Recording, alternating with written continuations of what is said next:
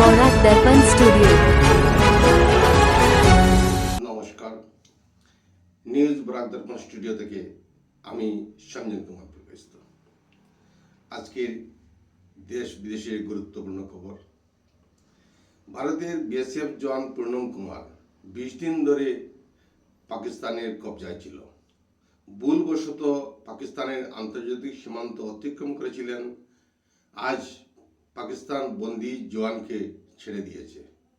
গত 23 এপ্রিল পাক রেঞ্জার তাকে আটক করেছিল। ভারতের চাপের ফলে ছাড়া পেয়ে আটারি সীমান্ত দিয়ে দেশে ফিরলেন।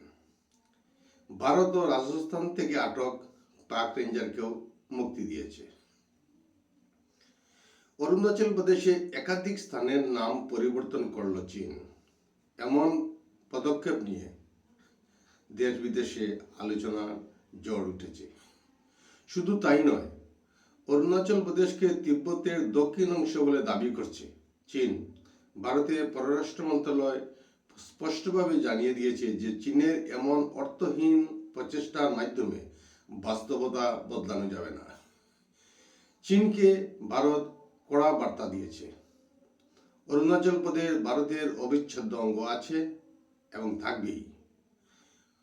ভারত নীতিগত অবস্থানের ভিত্তিতে চীনের এই ধরনের প্রচেষ্টাকে সম্পূর্ণভাবে প্রত্যাখ্যান করেছে। গত রাতে এক সড়ক দুর্ঘটনায় এক ব্যক্তির মৃত্যু এবং গুরুতর আহত অবস্থায় 2 জন যাত্রী তেজপুর চিকিৎসা মহাবিদ্যালয়ে ভর্তি করা হয়েছে। ঘটনাটি ঘটেছে ওরাং এর ধনশ্রী ঘাটের ধনশ্রী নদীর পাশে। উদালগুড়ির গণমারা গ্রামের পঞ্চাই ইসলারি ঘটনাস্থলেই মারা যান এবং ওই গ্রামের জ্যোতিষ ব্রহ্ম ও চন্দন ব্রহ্ম গুরুতরভাবে আহত অবস্থায় চিকিৎসাধীন আছেন। রাশিয়ার বিদেশমন্ত্রী সের্গেই লাভরভ একটি টেলিভিশন অনুষ্ঠানে নিশ্চিত করেছেন যে রাষ্ট্রপতি পুতিন ভারত সফরের প্রস্তুতি নিচ্ছেন। সে বিষয়ে এখনো নির্দিষ্ট কোনো তারিখ নির্ধারিত করা হয়নি। এই সফরের মাধ্যমে রাষ্ট্রপতি পুতিন 2023 সালের জন্য তার নতুন অর্থনৈতিক রোডম্যাপ সামনে তুলে ধরবেন। উভয় দেশ তাদের বাণিজ্য দ্বিগুণ করে বছরে $100 বিলিয়ন উপরে নিয়ে যাওয়ার লক্ষ্যে একমত হয়েছে। তাছাড়াও বাণিজ্যিক পথ ব্যাপকভাবে সম্প্রসারণ সহ সামুদ্রিক বাণিজ্য করিডোর গুরুত্বপূর্ণ ভূমিকা পালন করবে। ভারতীয় বংশোদ্ভূত 58 বছর বয়সী অনিতা আনন্দ ভাগবত হাতে নিয়ে কানাডার নতুন পররাষ্ট্রমন্ত্রী হিসাবে শপথ বাক্য পাঠ করলেন। এর আগে অনিতা আনন্দ কানাডার প্রতিরক্ষা মন্ত্রী হিসাবে দায়িত্ব পালন করেছিলেন। তাছাড়া অনিতা কানাডার একাধিক গুরুত্বপূর্ণ পদে আসীন ছিলেন।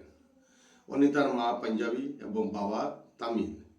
তার 2 বোন গীতা ও সোনিয়া।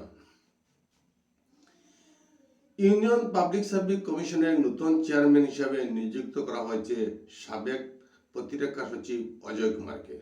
গত 29 এপ্রিল থেকে পদটি শূন্য ছিল। 13 মে তারিখে কেন্দ্রীয় কর্মবিভাগ মন্ত্রকের পক্ষ থেকে রাষ্ট্রপতি দ্রৌপদী মুর্মু অনুমোদন ক্রমে জারি করা এক নির্দেশনায় অজয় কুমারের নিয়োগের কথা ঘোষণা করা হয়েছে।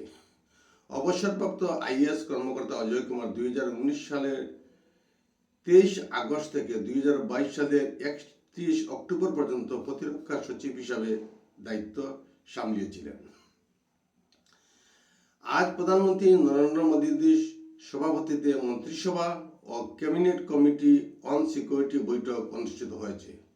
বৈঠক সকাল 11টায় প্রধানমন্ত্রীর নিজ বাসভবনে শুরু হয়েছে। অপারেশন সিন্দুরের অগ্রগতি, গৃহীত কৌশল, পহেলগাঁও হামলার তদন্ত এবং যুদ্ধবিরতির পরিস্থিতি নিয়ে আজ আলোচনা হতে পারে বলে অনুমান করা হচ্ছে। বাংলাদেশে আবার শুরু হয়েছে ছাত্র আন্দোলন। মোহাম্মদ ইউনূস এখন আবার ছাত্রদের বিক্ষোভের মুখোমুখি হতে হচ্ছে। 3টি দাবি নিয়ে জগন্নাথ বিশ্ববিদ্যালয়ের ছাত্রছাত্রীরা অন্তর্বর্তীকালীন সরকারের মুখ্য উপদেষ্টার বাসভবনের দিকে এগিয়ে যাওয়ার পথে পুলিশ লাঠিচার্জ, সাউন্ড গ্রেনেড, টিয়ার গ্যাস ও জল কামান ব্যবহার করে। এই হামলায় অন্তত 11 জন ছাত্র আহত হয়ে হাসপাতালে চিকিৎসাধীন। আজকের প্রতিবেদনে এখানেই সংক্ষিপ্ত বিরতি টানছি। নমস্কার। न्यूज बौराक दर्पण स्टूडियो।